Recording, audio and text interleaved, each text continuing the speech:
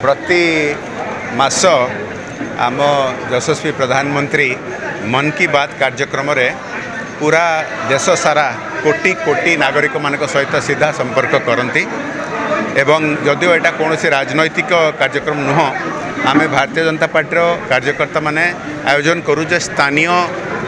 व्यक्ति माने स्थानीय बासिंदा माने आसी शुणी पारे प्रधानमंत्री जी को प्रति थर से उदाहरण दियंती विभिन्न देशर विभिन्न कोण कोणरू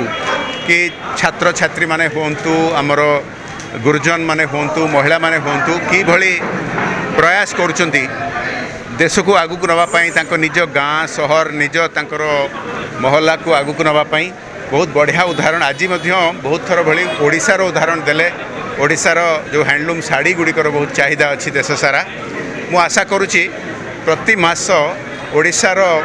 जनसाधारण एमती अनौपचारिक भाव में प्रधानमंत्री को शुणु मन की बात कार्यक्रम यही उदाहरण को निज अंचल भी उद्यम करंतु जहाँ जरिया ओडिशा बहुत आगू को बढ़ी पार।